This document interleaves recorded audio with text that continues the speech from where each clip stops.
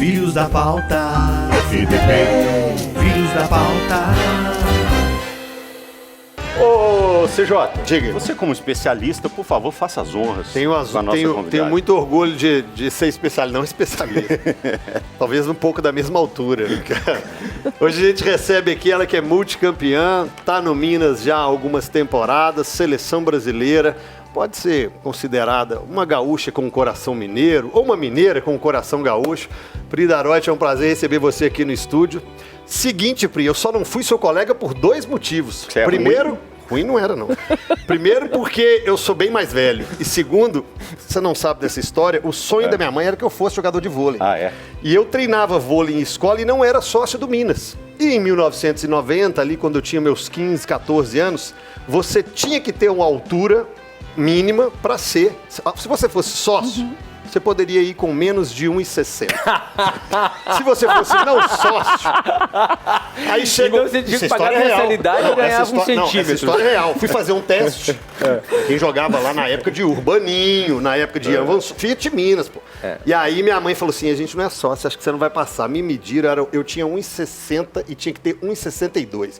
Tá vendo que 2 centímetros faz falta na vida do homem? Faz muita falta, 2 centímetros. Eu não passei no teste por causa da altura, eu não era sócio. E aí, mas eu jogava, eu sacava por cima e viagem, viu, Domênico? Mas peraí, eu não entendi uma coisa. Você falou que por muito pouco você não foi colega de dela. time lá, mas ela joga no time feminino, Ué, mas qual que é o problema? Eu estaria dividindo o mesmo ginásio com ela, o mesmo clube, as mesmas cores, o mesmo estado, mas eu sou bem mais velho, então eu já teria parado há muito tempo. Prazer receber você aqui. E não realizei seu sonho, viu, dona Neuza? Que o sonho da minha mãe era me ver em uma Olimpíada jogando vôlei, mas não foi assim. Mas você realizou vários sonhos. Obrigada, gente. É um prazer estar aqui conversando com vocês. E bora pra resenha. Bora pra resenha. Lá.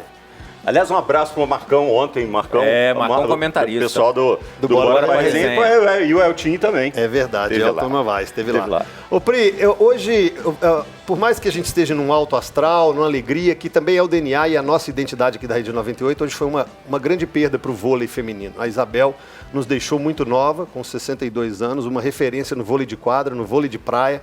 Ela, Vera Mossa, Jaqueline, uma geração. Você, lá no Rio Grande do Sul, quem eram as suas referências, ídolos? O que você imaginava antes de se tornar essa enorme jogadora que é? Obrigado pela presença, tá? Obrigada, eu que agradeço o convite. Quando eu comecei a jogar, eu sempre, como eu sou um pouco mais nova, eu via muito Paula Pequeno, Virna, Patrícia Coco na época jogando, então... Eu sempre me inspirava. Eu não comecei como ponteira. Hoje eu sou ponteira passadora, mas eu comecei como central. Porque no vôlei tem muito disso. Quem é muito alta, eles colocam já pro meio de rede. Qualquer pessoa que é alta vai pro meio. E eu sempre gostei de jogar na ponta. Só que eu sabia que era um trabalho muito árduo, que você teria que aprender a passar, porque hoje a ponteira é a jogadora que é a mais completa do time, que tem que saber fazer todos os fundamentos.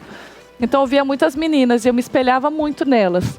E eu lembro quando eu fui fazer minha peneira com 15 anos em São Caetano, eu vi a Patrícia Coco treinando, era a época ainda do Açúcar União, e a Paula Pequeno estava no Osasco, que era a Finasa na época. Eu falei, não, eu quero ser ponteira, eu quero ser ponteira. Eu joguei de central por alguns anos, mas fui persistindo nisso. E eu pude ainda jogar com a Paula um tempo na seleção e para mim foi muito gratificante, porque é muito legal você poder jogar com pessoas que você admirava e que antes você achava que você nunca fosse poder ter algum tipo de contato, né? Então, é muito legal. Já tinha líbero? Da minha época? De comecinho ali? Já, né? Já sou novinha, que é isso? Novinha. Tá vendo? Na minha não tinha líbero. Mas eu tive que pensar. Na minha não tinha líbero, maluco. Tinha líbero. Fala, Gui. Pois é, quando ela fala da Paula Pequeno, da Patrícia Coco, ela já está falando da terceira geração do vôlei, né? Porque a primeira que a gente teve muito destaque foi com a Isabel e com a Jaqueline. Depois veio a geração da Ana Moser, da Fernanda Venturini, depois veio a da Coco. E agora você está numa 4ª geração e acabou de conquistar aí um vice-campeonato mundial. Conta um pouco pra gente como é que foi essa campanha de vocês. O Brasil chegou lá bem desacreditado, né, Pri? Foi muito legal. Eu acho que essa temporada na seleção foi muito positiva para o voleibol brasileiro. Só a gente sabe o tanto que a gente treina realmente, tanto que é desgastante. Mas a gente já fez uma boa VNL, que ninguém acreditava também que a gente fosse chegar na final. perdemos para a Itália, infelizmente. E o Mundial, todo mundo sempre falou. Foi meu primeiro Mundial com a seleção, eu nunca tinha jogado. E todo mundo sempre falou, é o campeonato mais difícil. É o campeonato mais difícil que a Olimpíada, porque você joga contra as melhores seleções. Para você ser campeão, você tem que ganhar dos melhores times, das melhores seleções, enfim. Só que o time foi crescendo muito, assim, e o que as pessoas viam de fora era, o time tá unido, a energia tá boa, e era muito isso realmente que acontecia lá no grupo. Porque não tem jeito, gente, isso é a maior verdade. Muita mulher junta, tem inveja, tem competição, tem tudo.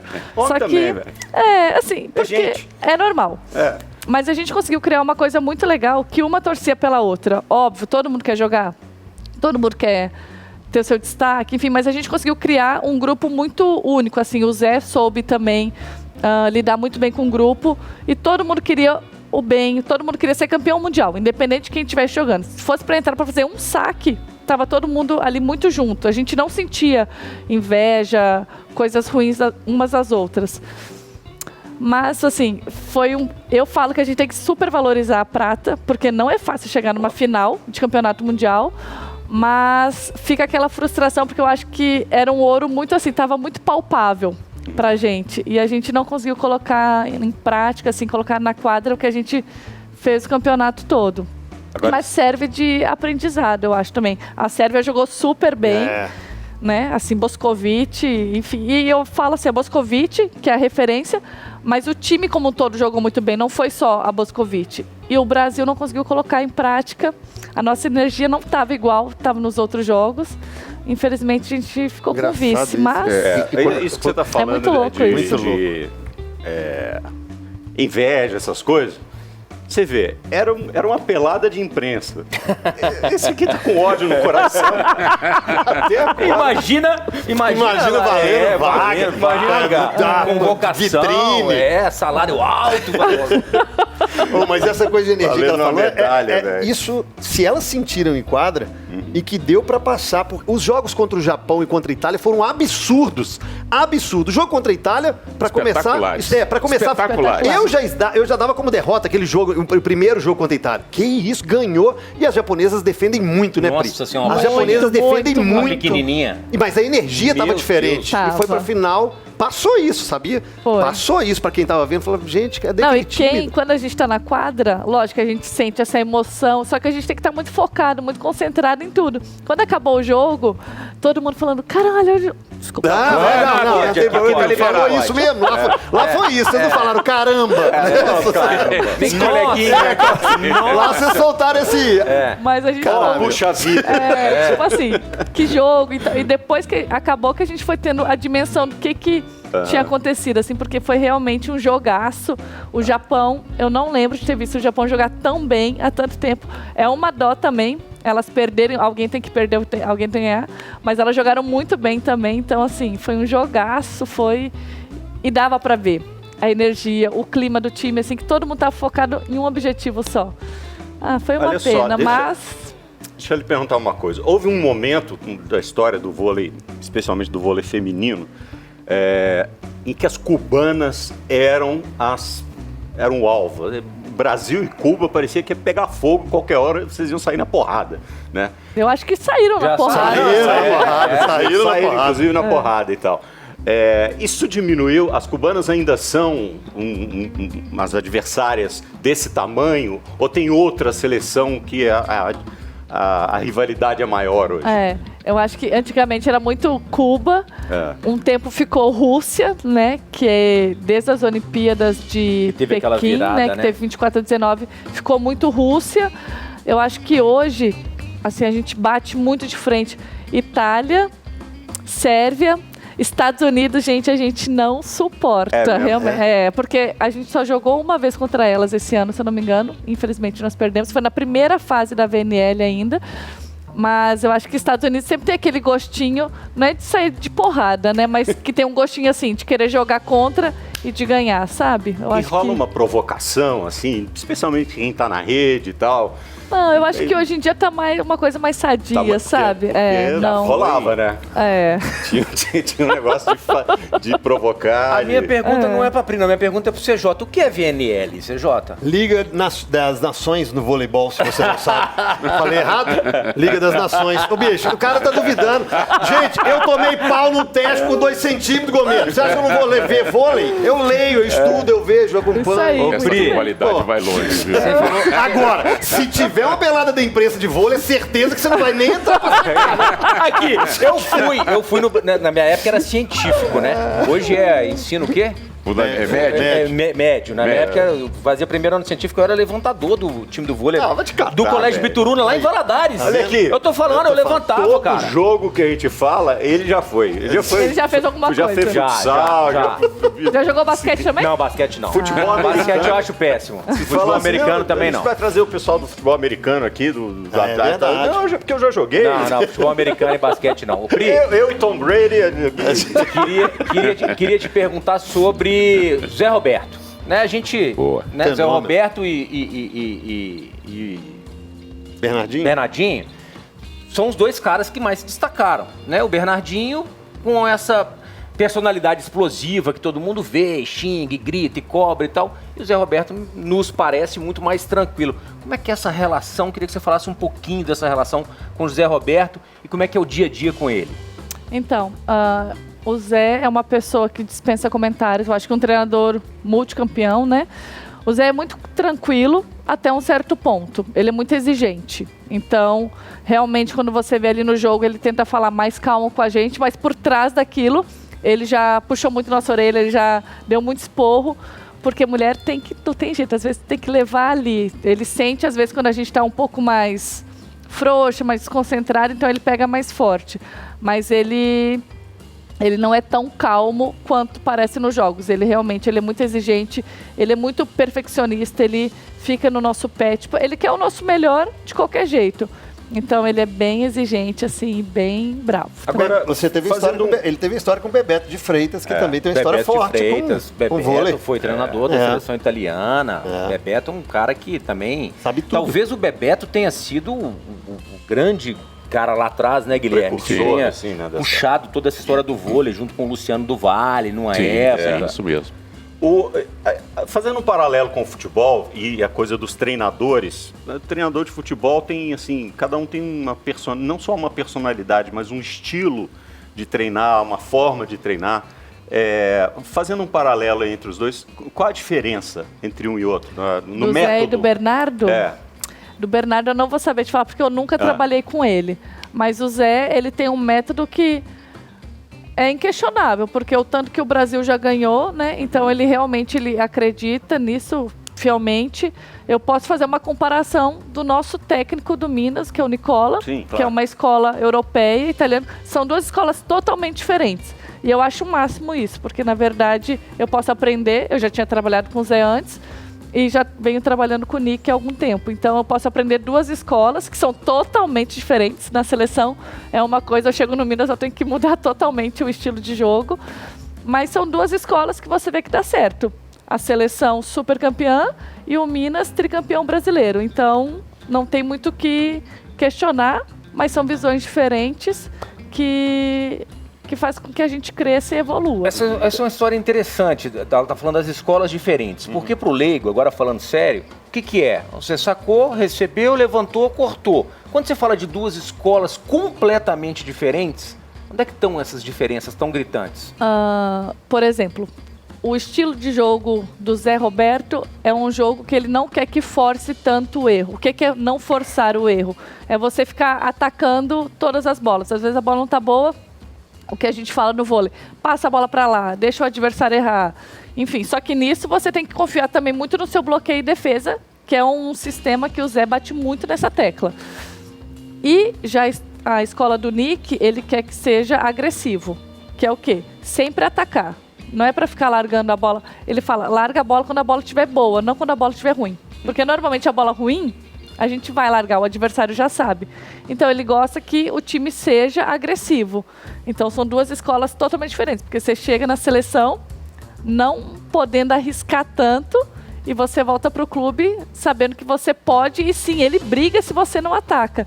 Então, Caraca. são duas coisas diferentes. Legal.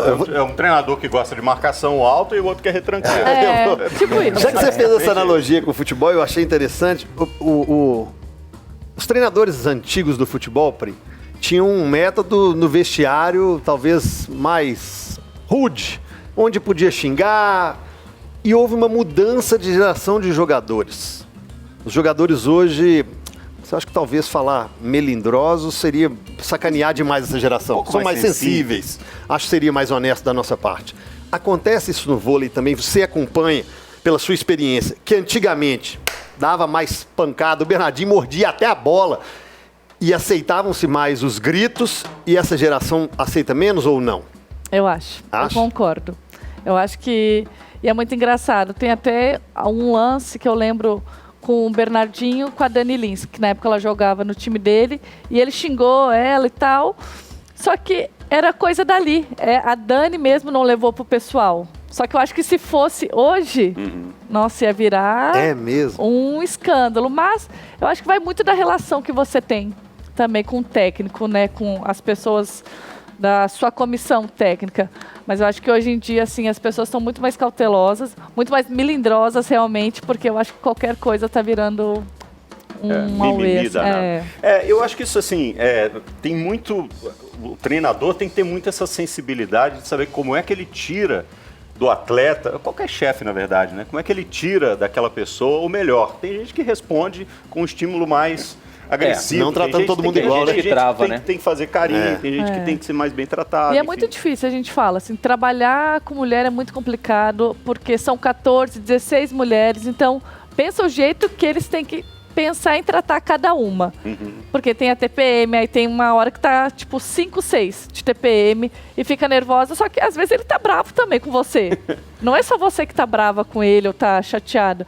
Então não deve ser um trabalho muito fácil para treinador, para assistente técnico, porque trabalhar com a gente é muito complicado mesmo, assim, tem que pensar, porque tem mulher que corresponde mais tomando esporro na porrada, tem mulher que você tem que fazer mais carinho, que você não pode ir tão firme.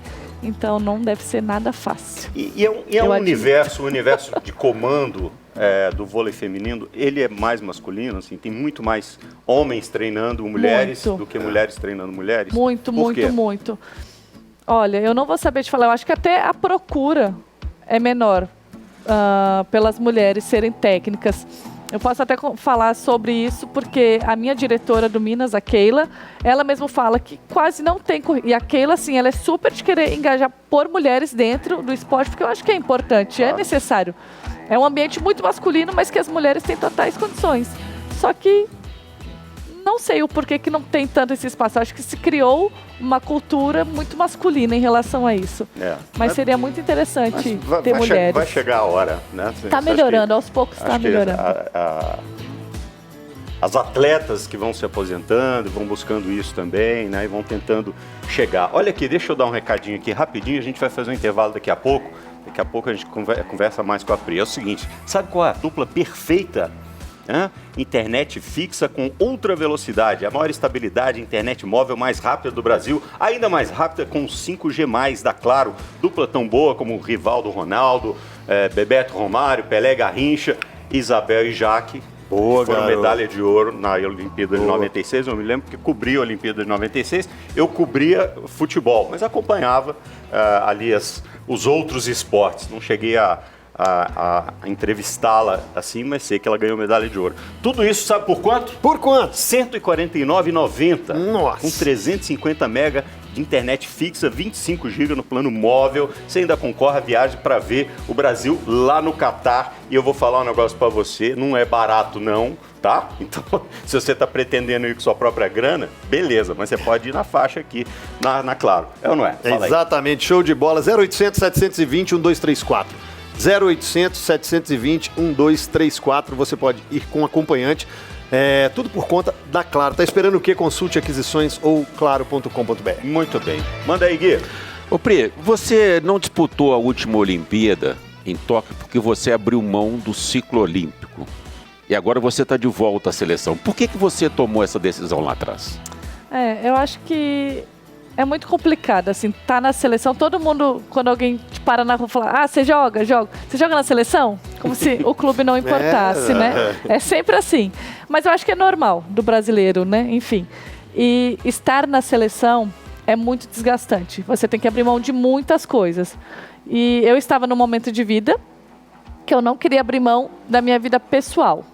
Eu sempre falava que eu queria dar o meu melhor ao clube e eu sempre quis estar na seleção por mérito, por assim, eu fiz uma ótima temporada, eu mereço estar lá. Eu nunca quis estar na seleção ou porque uma ou outra pediu dispensa ou por ter costas quentes, nada disso. Eu queria estar por meu mérito. E na última foi a temporada que eu voltei para o Minas, acho que sem dúvidas foi a melhor temporada da minha vida. E eu não estava pensando em seleção. Eu queria jogar muito bem, enfim, eu queria dar o meu melhor. E eu voltei, fui campeã, fui eleita a melhor ponteira da Superliga e eu não estava pensando. Só que todo mundo começou a falar, você vai ser convocada, você vai ser convocada.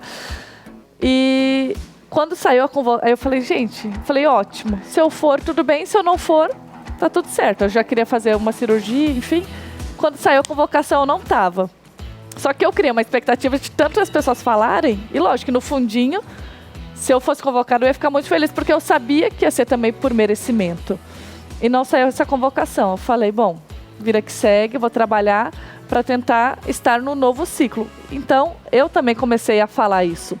Porque para o Zé era isso. Ela pediu dispensa, então por que eu vou chamá-la? E eu respeitei, eu acho que ele foi muito coerente com a decisão dele, né? Do que ele tomou. Só que depois que passou as Olimpíadas, eu comecei a falar para todo mundo, realmente, eu quero estar no ciclo, eu quero ir para Paris 2024.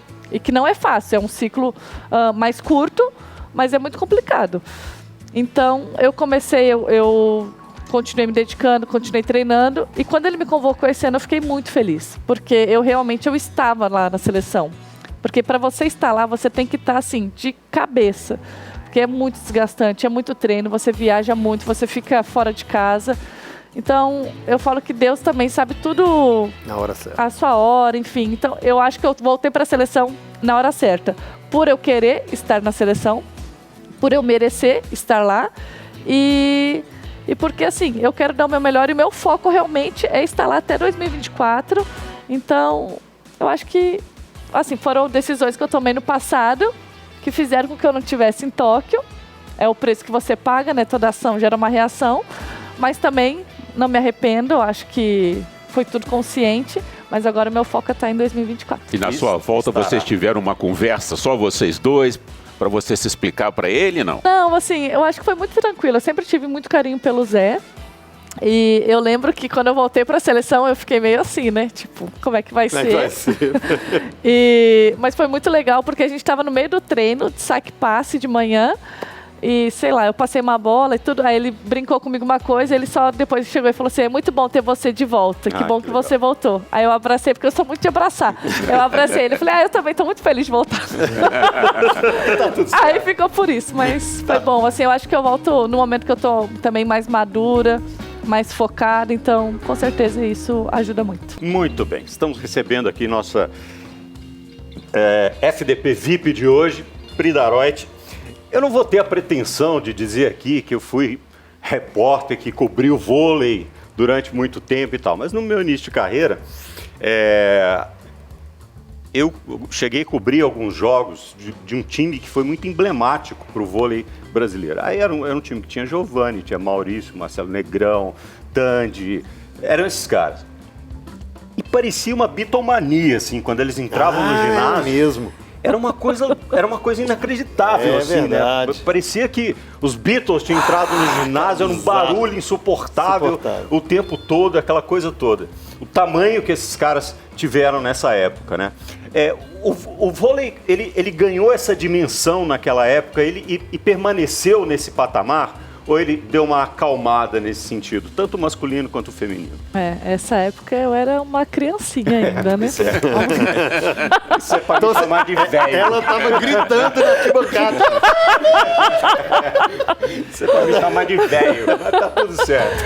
Mas eu acho que o vôlei tem crescido, sim, é impressionante. Eu acho que é um esporte muito, muito bom de você poder assistir em família, você pode levar seus filhos no ginásio que não tem essa coisa de briga. Então, eu acho que é um esporte muito família e tem crescido muito, principalmente nesses últimos anos, eu acho. Eu comento muito com a Carol que é impressionante. Depois das Olimpíadas de Tóquio, principalmente, o vôlei feminino, assim, o reconhecimento é gigante. Assim, às vezes a gente sai na rua e a gente acha que vai passar desapercebido e sempre tem alguém que conhece, que fala, que quer tirar foto. Então, eu acho que realmente tem crescido o esporte hoje. O vôlei é o segundo esporte, né, no Brasil.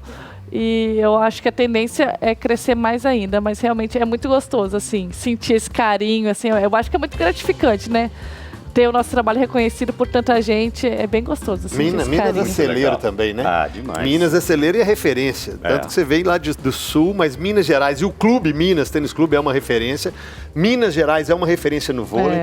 A gente vai se lembrar, ela não, porque ela nessa geração de 92 ela tinha já apenas falou que a gente 4 é anos, velho. a gente é velho. Mas você lembra não só de Fiat Minas, como Lacqua de Fiore, de Leila, de Márcia Fu, de Flávia, o ginásio lotado do Minas, sabe? E tanto Mineirinho quanto o ginásio do Minas, referências no vôlei masculino e feminino. E a gente também domina o vôlei feminino. Minas bicampeão. Né?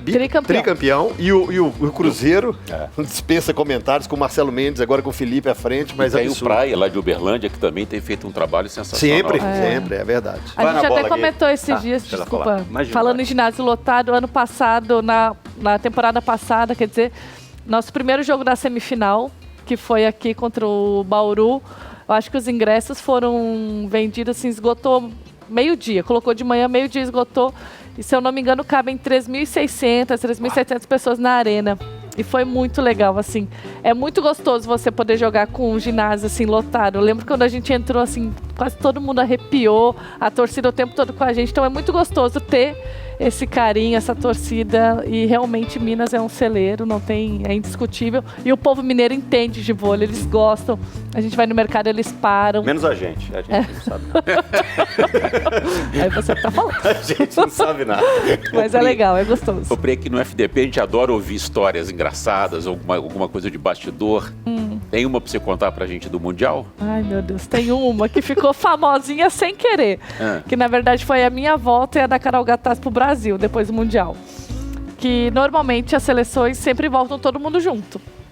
Só que a seleção brasileira, como cada uma ia para um estado, eles compraram separadas as passagens. E voltaria para BH, eu, a Carol Gattas e a Carol que joga no Praia. Só que a Carol ia ficar na Holanda, enfim. E eu ia voltar para BH com certeza, porque a gente tinha 2 dias de folga só. Aqui para apresentar no clube. Aí a Carol Gattas não ia voltar. A Carol Gattas ia ficar lá com as meninas e tal. E eu não falo inglês, assim, para viajar sozinha, não, eu morro de fome. Aí eu falei, meu Deus, o que eu vou fazer agora? E as meninas, não, Pri, vai todo mundo voltar no mesmo voo. Eu falei, não, o Felipe falou que a gente vai voltar separado. Aí eu falei, Fê, o que eu vou fazer agora sem a Carol? Aí ele, não, qualquer coisa eu te ajudo. Eu falei, tá bom, né? Aí passou um tempo, eu falei, Carol, vamos voltar pra BH comigo, por favor, volta. Aí ela, ai, Priscila, tá bom. Aí, enfim, ela resolveu voltar. Só que o nosso voo ia ser o melhor voo, porque a gente sairia de lá no domingo, de madrugada, cedinho, e chegaria, tipo, no Brasil, pelo fuso horário, no domingo à tarde, aqui em BH, tipo, 4 da tarde. Eu falei, Carol, olha que delícia, a gente tem segunda e terça de folga, chega domingo. Ela, tá bom, Priscila. A final acabou, lá do Mundial, sei lá, 10, 11 horas da noite, a gente chegou no hotel, jantou, e as meninas iriam embora só no outro dia à tarde. Eu falei, Carol, vai dar nós, a gente vai chegar primeiro que todo mundo. Aí chegamos no aeroporto e tal, fazendo check-in. De Amsterdã para Lisboa, já deu uma atrasadinha no voo. Carol, né, sabe o que é? A gente mais velha e tal. Eu lá com meu bom humor, eu falei, calma, Carol. Só que a nossa conexão era assim, apertada. Era chegar em Lisboa, já embarcar. Aí a Carol estava sentada um pouco à minha frente, a gente chegou em Lisboa, eu acho que 10h15 da manhã. E o nosso voo sairia 9h55 de Lisboa para Confins. Aí a gente chegou, não, tá, atrasou um pouquinho, tá tudo certo. Na hora que a gente chegou, a moça já com as passagens, né? O voo foi embora e tal, o voo atrasou, vocês só vão conseguir pegar um voo No domingo, 11h30 da noite. A Carol já ficou pé da vida. Eu, calma, Carol, calma dela. Calma não sei o que absurdo. E a Carol muito brava. Eu falei, calma, Carol. Aí a gente tentando reaver, tipo, tinha um voo 5h30 pra chegar mais cedo, só que a conexão não dava. Enfim, uma confusão. E eu lá, com meu bom humor, tranquilaço. A gente foi lá conversar na companhia aérea. Tá, Carol, vamos pegar business. Então, foi lá, não tinha mais business. A Carol já tava assim, querendo soltar fogo pelas ventas, porque ela queria estar de folga, viajando, e eu fiz ela voltar pro Brasil. Aí eu falei, calma, Carol. Aí eu fui, eu tinha um cartão da sala VIP, que ela não tinha, né? Eu falei, Carol, vem comigo. Cola comigo que você merece. Agora você vai ver o que é a sala VIP. Vai, vem Vou te comigo. servir um Pus ela na vinho. sala VIP, a gente dormiu, descansou, tomou banho. Eu sei que assim, as horas foram passando. Quando chegou a noite, nosso voo ia sair 11h30 da noite, de Lisboa. Aí atrasou. Resumindo, foi sair, tipo, 2h15 da manhã. A Carol já tava, assim, querendo me matar. E eu lá, calma, Carol. Chegamos no Brasil, eles colocaram a gente num voo 8h15 da manhã, de Guarulhos para Confins. Aí na hora que a gente chegou em Guarulhos, eu fiz um stories. Isso tudo eu fui gravando, meio que na brincadeira, mas todo mundo meio que comprou a viagem, né? Quando a gente chegou em Guarulhos, eu falei, pronto, Carol, chegamos, e rindo. E a Carol na minha frente mais uma vez. Ela, você tá rindo, né? Porque você não sabe que a gente perdeu outro voo e a gente só vai pra BH, tipo, no final da manhã. Ou seja, a gente saiu domingo de manhã, era pra chegar domingo 4h da tarde, a gente foi chegar segunda, tipo 2h30 da tarde em casa. Deu mais de 40 horas de atraso, de viagem, assim. Chegou no final, até a minha bateria, até o meu bom humor já tinha acabado. E a Carol ficou putaça. Ela falou, eu nunca mais viajo com você. E é impressionante. A gente fez mais umas 3 viagens juntas e o nosso voo atrasou. Ela falou, Priscila, eu não viajo Chega. com você. O problema tá com você, Tadinha, então. mas todo mundo comprou essa ideia, mas foi desgastante, mas foi bom. Eu falei, Carol, relaxa, deu tudo certo. Muito legal, muito legal. Ô, Pri, nós tivemos aqui alguns jogadores, né? E também no 98 Esportes, que é o programa cedo que eu faço, eles falaram assim já, que aconteceu. Treinador, às vezes fala alguma coisa no vestiário, o grupo tá tão unido que a gente escuta, depois a gente chega no canto e falou, aqui, você entendeu lá, né? Vamos fazer o seguinte, vamos jogar nossa bola aqui, que a gente resolve. Já teve gente que fez isso. No vôlei, isso dá pra fazer, ou por ser menos jogadores, tá muito próximo, não tem aquela distância toda que um campo tem, é mais difícil. É mais difícil, assim. A gente tem também algumas coisas que a gente conversa entre a gente mesmo dentro de quadra, porque o treinador ele vai passar a tática, ele vai passar a instrução do que ele quer que a gente faça. Mas o jogo é muito dinâmico, assim, muda toda hora. Então, às vezes a gente comenta, sei lá, uma marcação que a gente faz, vamos fechar a paralela, tá combinado isso. Mas sabe o às que é vezes- fechar paralela? Você sabe o que é paralela diagonal? Sabe. Certo? Ô, garoto. Fala. Joga muito, joga muito. Joga muito. Até você vai bloquear muito. Vamos supor, tá combinado de fechar a paralela. Só que, às vezes a gente fala assim, vai no seu feeling. Só que uma ajuda a outra, assim, beleza, eu vou no meu feeling, eu vou fechar a diagonal se eu sentir. Mas, então a paralela, a outra vai proteger. Mas é mais complicado, assim, realmente é um jogo mais estudado. E os pedidos de Mais tempo certinho. também, né? É. Tem aquelas correções que o futebol às vezes Exatamente, não a vai gente tem ter. direito a 2 pedidos de tempo, se eu não me engano. 2. Toda hora muda a regra do toda vôlei. hora. Desafios mas são 2. Desafios são 2, se você Acertar, acerta, você é. pode continuar, se não, 2 e deu. Mas é mais difícil de mudar, mas dependendo do jogo, a gente vai muito assim, no nosso feeling dentro de quadra, do que a gente está sentindo, o que está acontecendo. Felizmente, a gente tem só mais 2 minutos para conversar, mas você falou um negócio que eu acho que é interessante a gente dizer. A regra do vôlei mudou muito ao longo dos anos e muda para o espetáculo ficar mais rápido, para ter mais ponto, para ficar mais bonito, para o jogo não durar 6 horas, sei lá por que muda. Isso é ruim pro atleta? Isso é ruim pra vocês? Assim, Eu pô, acho- A gente demorou a dominar isso aqui e os caras vão lá e inventaram que agora não pode mais. Eu acho particularmente muito ruim fica meio bagunçado o esporte, porque colocaram uma época o 7-21. Aí depois valia toque na rede. Assim, você tocava na rede, a rede ficava balançando, aquele jogo feio, aí não vale mais. Aí você pode fazer isso, não pode. Aí tem um tempo, não, agora são 2 tempos. Ah, não, tempo só no 18, tempo só no 12. Eu acho que é uma bagunça, eu acho que tinha que padronizar, até para as pessoas poderem entender com clareza o esporte, porque cada temporada vai mudando as regras, fica muito difícil. E o vôlei não é um esporte muito fácil. de se entender mudando desse jeito. Então eu acho péssimo. Tá esse vendo? Você negócio. tá absolvido. Tô Então. bem, você Tá viu, bem, né? tá bem Não é absolvido. fácil, mudou a É, regra. a gente fazer as entendia o pazes, vôlei é. quando era. Fazer as pazes. Vamos jogar uma partidinha de vôlei. Vamos, futevôlei. Futevôlei. Ah, futebol é bom. Futevôlei, Você não. joga futebol Jogo também? futevôlei. Ô, Pri, digamos que... Eu jogo Deixa eu te falar. Jogo futevôlei. Hoje ando de bicicleta. Ontem é que eu me aventurei, depois de muito tempo, a jogar futebol, entendeu? Mas futevôlei e bicicleta. Essas duas Mas coisas que eu futebol faço. ele jogava bem. Pera aí, deixa eu falar pra vocês. O programa tá acabando. Pessoal, amanhã tem mais FDP. Pri, muito obrigado. Obrigada, Muito gente. aqui, Adorei cara. com Fazer o vocês. nosso Tem que programa voltar, muito hein? mais Pode bonito, viu? deixar. Tchau. Até amanhã, gente. Notícias importantes, fontes e opiniões, entrevistas, análises e considerações, informação no fim do dia.